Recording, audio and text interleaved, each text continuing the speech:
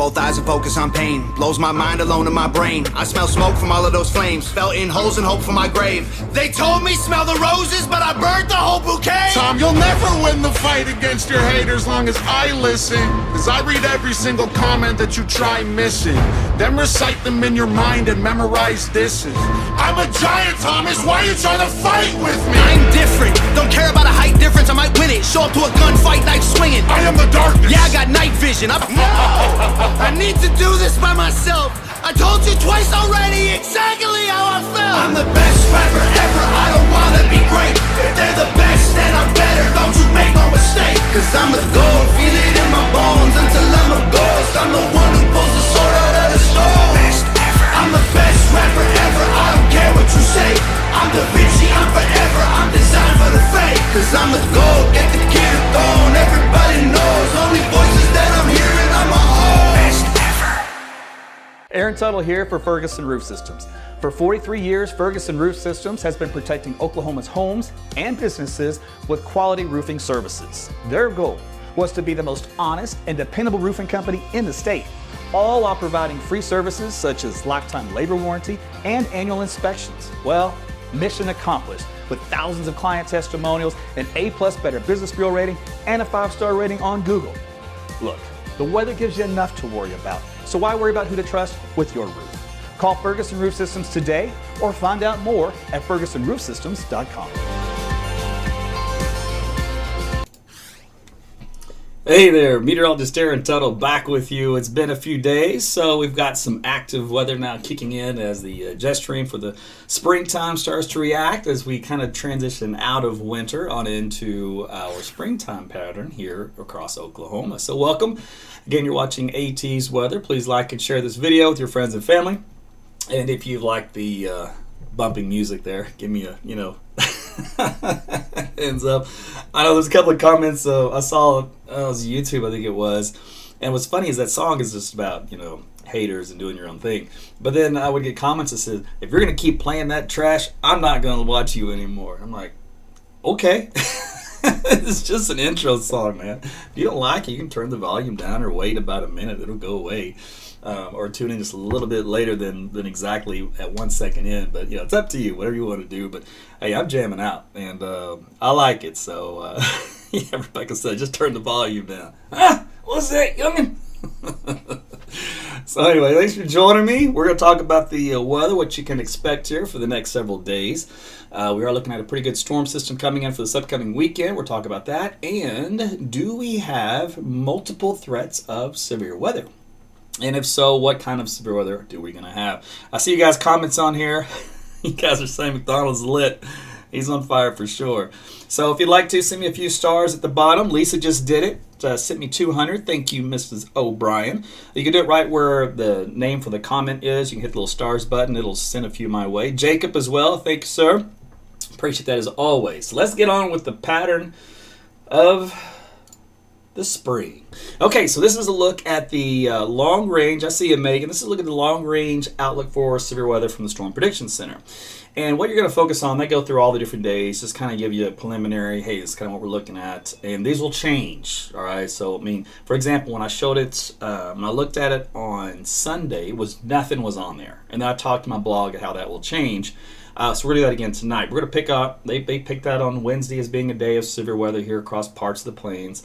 Friday looks like it may be a day of severe weather.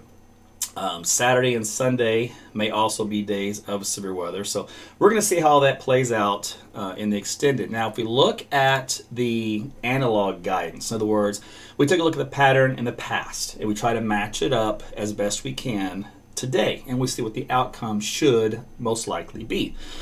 And when we do that, we do see some signals. This is a little bit of severe weather coming in here for Friday, and then we've got a much stronger one in here, I think it is for Saturday, and then Sunday starts to move off to the east, but there's these brighter colors indicate, yes, there should be some reports of severe weather. Now, what kind of reports are they going to be?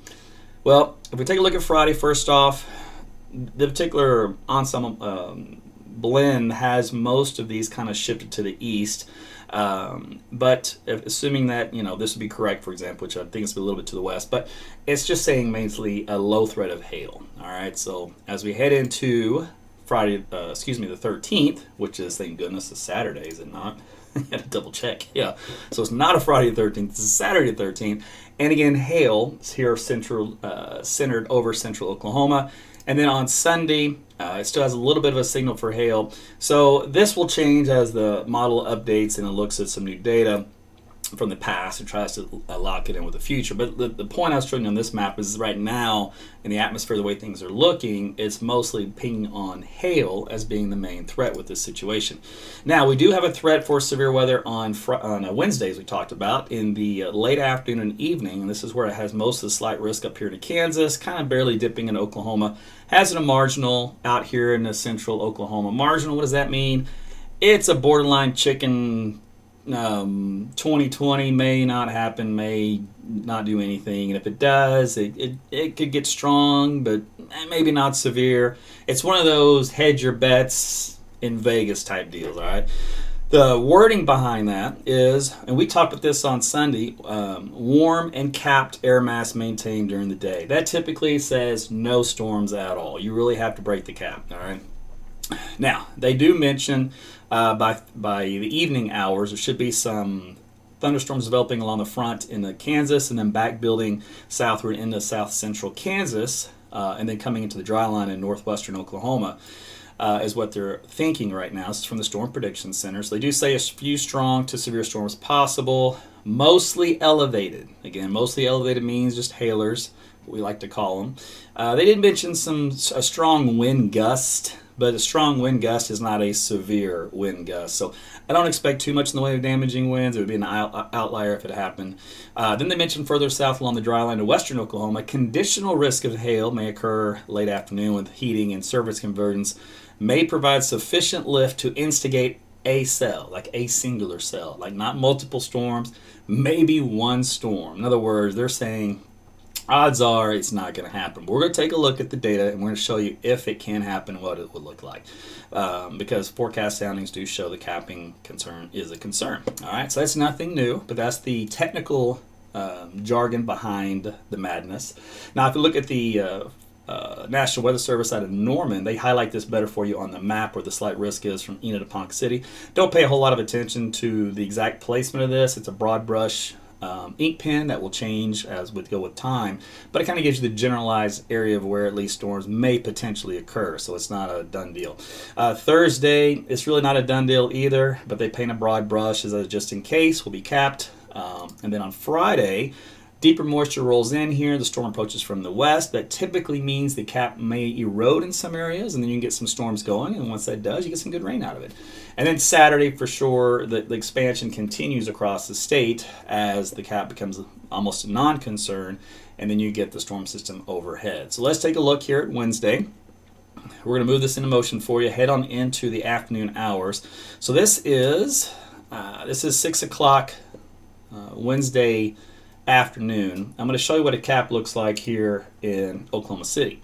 So I'm going to put this little up here for you. So this guy right here, this big red line that jots way on the right of this white line, that's the cap. So you see something like that, you're never going to get a surface-based storm. If you can't get a surface-based storm, you can't tap into this shear, which is actually really decent. This is some really good shear for not only a strong to severe thunderstorms, including mesocyclones, but possibly even a tornado. However, again, the limiting factor is we have a strong cap in place, so that's not going to do us any good if you're wanting severe storms here in Oklahoma City. And of course, most of you probably not, so that's a good thing. Now, I will show you a sweet spot. If the birds were to sing just right, the stars just align, up here in northwest Oklahoma where the front kind of tails into the triple point dry line, it does have a decent shear up there, and it does have the cap pretty much eroding to almost nothing and would allow an isolated storm to develop. Now, that is a super long shot. That's going to the horse races and finding the one horse that's got 3 legs and he's limping around and you're going to put everything on him to win. All right, that's the kind of a long shot this is, but I'm going to put it out there for you so you know what they were talking about, what they're looking at. If we look at the moisture profile in that, let's see, let's go to, was it? Oh, that's the wrong one. I was like, wait a minute, where's my dew points? Here's the map. Okay. You can see how the moisture has pooled, and this is the sweet spot I picked right here with dew points right around 60 degrees. And this is where the south winds, southeast winds kind of pull it right along the edge of the dry line. So the dry line is coming in with these southwest winds like this. And of course, you've got the more moist air coming in off the Gulf like this. So that sets you up this little dashed line at the surface, which is basically a dry line intersection. And then sometimes you get enough convergence, you can break what would be a weak cap in that area. Now in this particular case, the winds here around 5 knots, that's not going to do it. East of the dry line, they're about 10, maybe 15 knots. That's not bad, but really, you really want those winds on both sides of the line to be at least, I like about 15, 20 knots minimal, just to get enough convergence, because as the air comes together, it can't go downward in the ground. So as it comes together, it has to go up. And you need enough vertical lift to bust through that warm layer, that inversion. And that's pretty weak signal. So if it were to happen, like I said, it would be the third-legged horse winning the race. And you get about one storm out of it. Otherwise, as we talked about, southern Kansas has a much better probability of seeing some of those storms. And this is what the model data looks like up there, by the way, as we head into midnight. In other words, these are going to be elevated after dark. You can see a cluster of thunderstorms here back building in the central Texas, central Kansas, and then back out to southeastern through the evening hours, late, midnight, and then probably starting to die out there probably after midnight until like 2 or 3 o'clock in the hour. So some lightning, thunder, all that kind of stuff, you guys, in southeastern Kansas overnight, probably a little bit of hail with it. But you can see Oklahoma stays dry. The model did not produce any storms here. And on Thursday, same thing. Remember that big broad paintbrush we had from the Weather Service? There's still no indication of any thunderstorm activity in the model data. And if we look, it's just not conducive. We've got a cooling with the cold front that comes in the sounding layer, and we're capped above it. It's just not a favorable pattern for much of anything to happen on Thursday, according with the latest high resolution data. But on Friday, I think that's when things have a better shot of finally getting some action around here. We'll go to the dew point map here for Friday, and this is what you'll see on Friday. So you see an east to west gradient here lined up of moisture, deep moisture from Texas. This stuff down here means business, right? Well, it's going to be moving northward during the day on Friday. So by Friday evening, especially out west, the Panhandle or something like that, in Texas Panhandle, we probably should get some storms out of that. Then they would roll eastward into Friday night, and then Saturday, of course, we'll do it all over again as the main storm system lifts out. So that is your window of potential severe weather. It doesn't really, I'm throwing Wednesday and Thursday out the window, so it kind of leaves, for Oklahoma that is, and then that kind of leaves us just with late Friday, probably late evening west, and then into the weekend for Saturday for the body of the state, and Sunday maybe some lingering stuff out east. And then we talked about hail be the primary threat. Now these are the short-term models that only go out to 60 hours. I'm going to go into the other version of the NAM, which does continue to take us on into Friday afternoon. And you can see this line now, this deep, this is the dew point value, finally making its way in Oklahoma City. So what does that do? We got some good convergence across the region with that. So what it did is it saturated our atmosphere quite a bit. The red and green are together. So if you've watched me over the winter time, you got a lot of sounding 101 meteorology classroom discussion about these vertical profiles in the atmosphere. So it's saturated. It's not terribly unstable. It is unstable, not crazy unstable here in central Oklahoma, but it is enough to get some storms and possibly a severe storm out of it. Wind shear's a little weak and chaotic, so don't worry about tornadoes at this point in time. But at least we'll get some good rain out of it. Okay, so that's kind of how that looks for Friday afternoon. So that's why I think Friday has a better shot at seeing some rain starting to develop across the state, and maybe out here into the Panhandle, southern parts of the Panhandle, maybe some better instability out there as they'll be closer to the upper level storm system. And as we head into Saturday morning, you see the moisture's in place, so then we'll kind of see how things go as far as storms look. And if we were to look at, so this model data is just coming in, so we're just kind of looking at that on the fly. So let's see, how's this look for Saturday morning? Boring. How's it look for Friday? So Friday didn't do much either. And then some showers during the day. They're kind of like to scattered showers just from the moisture return. So it's nothing crazy. Maybe an elevated thunderstorm you might hear during the afternoon and evening, but it's nothing out of the woods, and it's a really weak signal. Now, I will say this, though. This is a pretty sad signal for what's coming our way from the NAM. Let me look at the upper levels of this chart to find out maybe why it's so sad on the precipitation output, because you do have a boundary in place. Anytime you have a boundary in place, you typically get some good rain. And you did see the saturation was there. So here's the edge of the storm system. It's the upper level low. It's just off the screen over here in the Four Corners area. Out ahead of it is sending up the instability across the region with a split flow in the jet stream. So in other words, the winds kind of go like this, and they kind of go out like that. So that puts us in a favorable lift position to get generation of clouds and light scattered showers and thunderstorms to develop in that region. So the model should be much wetter than it is. Let's go with the vertical velocity, see if that tells me any secrets as to what it's thinking. So there's Friday afternoon, Friday. So it's got some lift on Friday, so good. We should see some rain in here on Friday, a lot more than what the output showed. And then much better output looks like Friday night out west. And then Saturday morning, it's all out here, all the bright colors. That's all the lift in the atmosphere. It's more concentrated west of us. Saturday morning, that'll shift eastward during the day. So that'll help to get us some storms later in the day. All right, so that was just the NAM. Let's take a look at the rainfall totals that's expected out of all this mess. And we're going to take a look at these more of a mesoscale model, and then we're going to go into the global models. So this takes us through Saturday morning.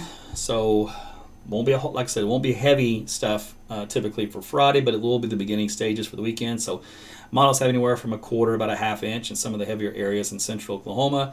They do pick up quite a bit more rain out in the Panhandle, which makes more sense. They're closer to the storm system. Let's see if the Canadian has come in yet. And it's not all the way in, but it showed a different tail, and I like this one better because it makes more sense to me on the rainfall amounts. And it's got anywhere from an inch to maybe even 2 inches of rainfall through Friday evening. So this particular case, I like this output for the rainfall, so a more heavier rain event, not necessarily severe, just heavier rain in general from the Canadian model that I'm liking. So we'll see what happens. We're still early in the deal, and these are just now new trends coming into play. We're going to go back in time. We're going to take a look at how the American model is showing rainfall totals. Now on Sunday, it was dumping some serious rain in the output. All of them were for this weekend. It looks like they've started to back off of that quite a bit, which is good because I don't want flash flooding, but that was definitely the way it was looking. Right now, this particular American model's got 1 to 2 inches of rain here across the state, but it moved the bullseye over here in Missouri up to around 6 inches of rain there, where it had the bullseye again in Oklahoma in the latter runs on Sunday. I'm going to do a comparison. Let's see, that's 138 hours. So we'll just do that. We'll do 138, and we're going to see the American model. There's two versions, an old and a new, and they're actually fairly similar in their outcome. The blend of models, which takes all the models into accountability, they're still going gangbusters with the rainfall totals. They backed off a couple of inches, so instead of like around 7, they got around 5 to 6. It's still pretty high. And I also mentioned the blog how some of them had it more anchored in northeast Oklahoma and southwest Missouri. So this blend of the model still continues with that look. The European was the only outlier that had it in central. And if we looked at that Canadian model I just showed you a minute ago, it was favoring western Oklahoma for the beginning stages of the event. So there's still room to go to play to move this magic bullseye around. So we still could see some flash flooding across a large area of the state. It's a lot of rainfall in a 24 to 48 hour period. So we're going to see how this plays out. But that's something I'll be watching for the next few days. But at least now you know what the severe weather threat is, which is basically heavy rain and some hail.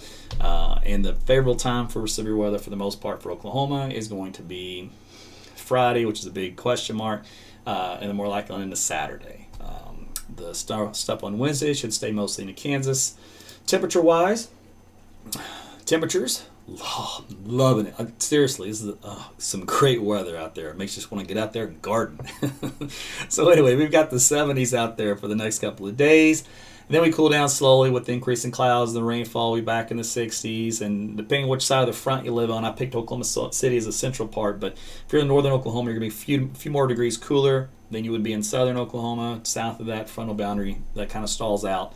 And then we head into Monday of next week. You can see where the trending continues to kind of get lower with daytime highs back in the mid-50s and overnight lows back in the 30s, folks. We'll be flirting with freezing. Earlier models had around the 17th. They're pushing it to the 18th for flirting with freezing here in central Oklahoma. Definitely probably some frost on the table. So if you are getting the itch to do some planting, you might want to hold off. Just don't get carried away unless you buy some of that stuff to cover them up with. I just checking in. My boy Michael Brizendine is watching, back from Rockwall High School. So I got some stories I could tell with him. Just stuff when you grow up, and then stuff you just see and you talk about. It's just hilarious to look back on it. And we had I want to tell this one story, and then we'll turn you loose. So there was this. All right, so back then we were in the cars that bumped, right? And I don't know if that's even a thing anymore, but back then it was all about bass. You need to have at least kicker 15s, or you weren't doing it right. Unless your ears are bleeding, the sound wasn't loud enough. Okay, so this is a very small window of time in my life, but I went for it. When I go all in, I go all in. Anyway, so me, Michael on the street, both had bass in our cars, and this guy that lived at home with his parents, who was probably about 30, we were guessing. And remember, back then, you didn't live at home with your parents past 18 to 21. If you did, today, I don't want to get into it, But anyway, so back then, that was kind of an outlier. Anyway, he worked at some job, and he would come home, and he would bass in this old beat up ride. And for whatever reason, he got the nickname of Weed. I'm trying to remember. I think we called him Weed because you try to have a conversation with him, and he couldn't put two sentences together because he was always so spaced out. So we just called him Weed, and I don't even know what his name was. Seriously, that's how bad that story is. But we would laugh every time, and later, we'd make weed jokes, about the dude that lived between us that was turning on his bass, and he would drive by my car and he'd crank it up to set my car alarm off. And or I think, believe it or not, one time he somehow matched my car code and he would turn my alarm on. This dude was a character.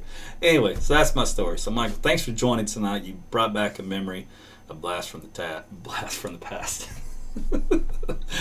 All right, so let me look at a couple of comments here. I see some of you joined really late and are asking very basic questions, such as when's the ring going to start?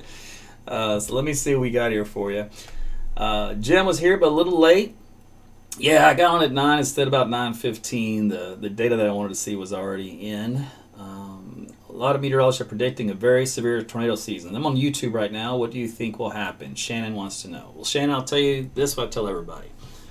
Long-range forecasting when it comes to seasonal forecasts are basically darts on a dartboard. You can do just as good. There's very little skill in long-term seasonal forecasts. I check them, watch them all the time. This is from the government side too.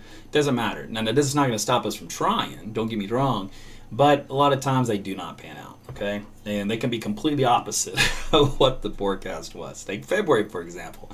So those do happen, okay? So when you now try to take a seasonal forecast of a 3-month period, 90-day window, but now you're trying to say in that 90-day window, we're going to see this many more tornadoes in this area location.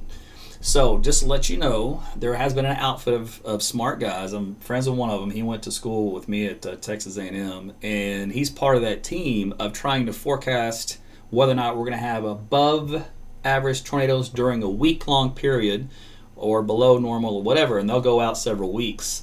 They won't go out 90 days because that's impossible. They'll go out several weeks, and they'll try to predict that. Well, I've been watching the last few years, and it almost looked like they had it going on, then they busted, then they had it going on, then they busted. So they took a year off to try to figure out, okay, are we, we're getting anything out of this? So they're going to get some more funding, do some more research. So that was not a success. In other words, the skill level is not there to make it predictable.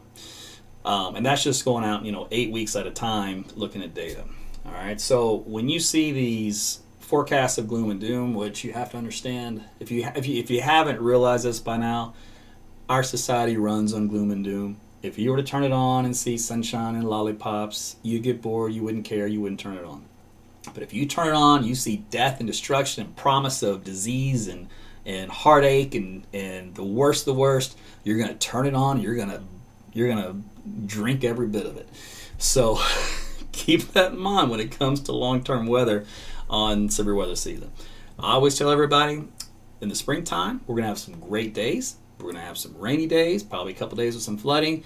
Okay, we're going to have probably a couple days with some drought-type conditions, and we're probably going to have a few tornado days. And some of those days, the tornadoes may be in western Oklahoma, they may be in central, they may be in eastern Oklahoma. But that's every spring around here. For the most part, it's very rare we get one. We have absolutely no tornadoes or very low tornado activity. It has happened, but those are more rare.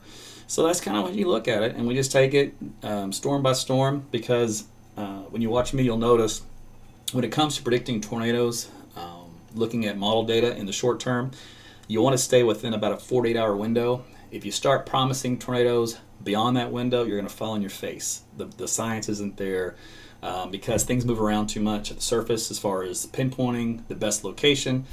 The storm system typically is still off the coast of California by then or whatever. So it hasn't even come on shore yet, so it hasn't been sampled 100% to our liking. And a little deviation in the track can change the placement where things lie. So that's why you want to wait till at least 48 hours. And that's when our best, highest resolution models can grasp the best amount of data we can do, and they start crunching it. And then every 6 hours after that, they crunch more and more and more, and we get more and more fine-tuned. We're able to answer a lot more questions in more detail. But beyond that, it's just gloom and doom to get you to watch. Ratings, clicks, whatever you want to be. And I try to stay out of all that as much as possible. But that's just me. That's how I do it. Others may be quite different than that. But I worked in TV for a long time, and I know how the game's played, let's put it that way. But thanks for the question. That was a good one. Sorry it was a very long answer. But for those of you folks that stuck around, you got to at least know the inside of how that works. Okay, see you guys on my Patreon page. Paula's late to the party. Larry, good to see you. Yeah, Jody's doing well, and little Larry's doing well. So he will not be making an appearance tonight. I believe he's resting comfortably on the couch. Last time I was live, old Larry made quite a few appearances for the winter weather events. Let's see, let's go to the main page here and look at a couple of your last minute comments here. Let's see, will it show me the latest? No, I'm going to have to pop open the video, so hold on. Okay. Alright, I can only go back up so far, but I'll see what I can do. Nate must be late because he's asking if the main threat's wind or hail, and it should mostly be hail with elevated type deals, elevated type storms. Clint, I try to be, usually I take breaks between non-weather periods because I have so much to do behind the scenes to make all this work. You understand the nightmares.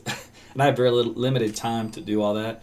So I have to use every precious free amount of free time I have outside of work just to get this operation smooth, and it can eat up a lot of my time. So I have to take a lot of time away from this part of it just so I can get the rest of it, copacetic.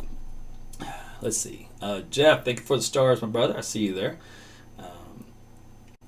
Heather, you're really dating yourself. All about that bass. That is true. Yeah, I don't even know if that's a thing anymore. Let's see. Tyler, how's the future weather pattern looking for March? Okay, answered that one already. I'm asking but I'm heading on vacation to Lake Fork in Texas. Yeah, the warmer weather is I can't promise you that because winter always hangs on through March. We usually get a couple of cold shots. So let's see what else. Looks like I had some late latecomers to the party, so we're going to have to go back and kind of give you a rainfall map for the weekend, the latest. I'll just show you just the one that had the, what was it? Yeah, this one. So this is the blend of models from the National Weather Service. It takes all the ones together. It's actually, believe it or not, it's actually fairly decent. Putting the models together in one basket, average them all out, is sometimes a better way to look at it than trying to pick one out of it and say, this is the go-to, this is the best one. Because none of them ever are like that. Each one has their strengths and weaknesses. So when you're talking about general things, especially this far out, it's in a bad take. It's got 4 inches of rain here in Oklahoma City, and it's got 5 in Tulsa and close to 6 or so up here in northeast Oklahoma. Now this bullseye will move around a lot, and this starts for Friday through probably at least early Sunday. Let me take a look at the timeline for when it may end up finishing. So this won't be exact, but it'll be within the margin of error of the AM, afternoon, PM, evening, that kind of deal. All right, so let's see. Here's Friday. So we've got the little light to moderate rainfall. Depending on which model you see, the Canadian is a little bit heavier on the rainfall than some of the other models. So I like the heavier rain look. This is more of the heavier thunderstorm look for Saturday. We talked about coming in from western Oklahoma. So this is the American model showing some good thunderstorms moving through. This is midnight by the time they move through central Oklahoma. Now the timing on this, again I'm warning you, is probably going to change a little, but right now that's the timing it has for the model. And keep in mind, storms are most severe and the strongest during the daylight hours or very early evening hours. So once we get to midnight, they've lost a lot of their punch. And that happens a lot here in central Oklahoma. In other words, they'll be going gangbusters out here to about this point.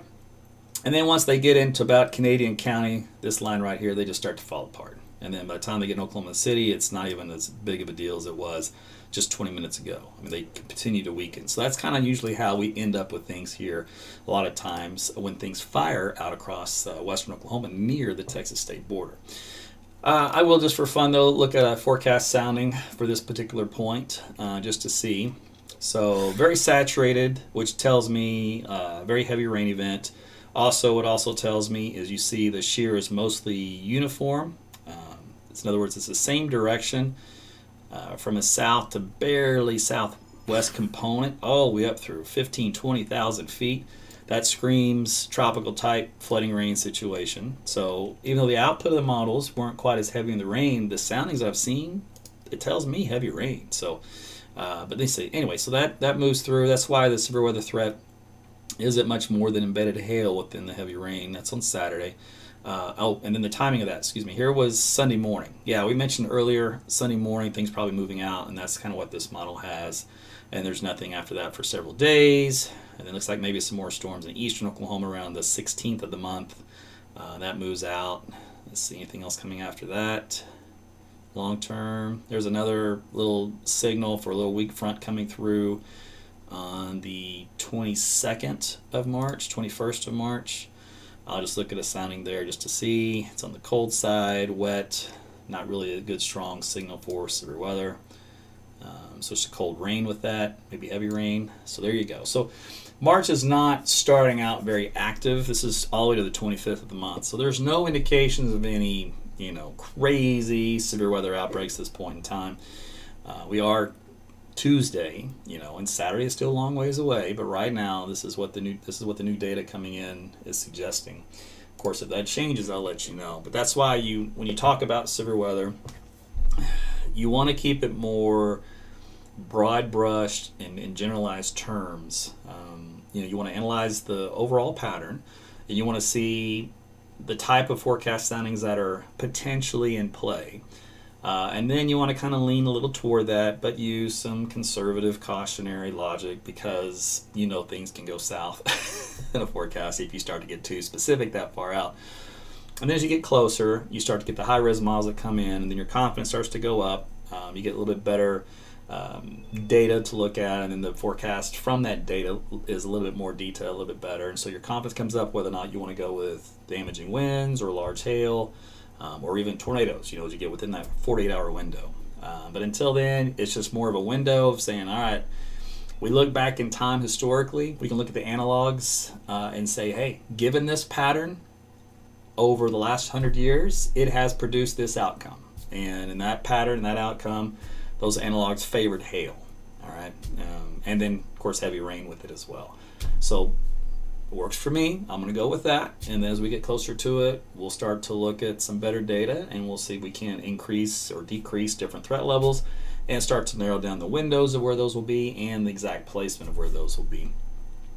And that's usually how we just do things here at AT's Weather. I think that's probably about it. So thanks for watching. I appreciate all the stars tonight, and you guys are welcome. So I see some of you may be getting ready to go to bed. I still have some more work to do. So I will go do that, and I will turn you guys loose. Hope you guys sleep well.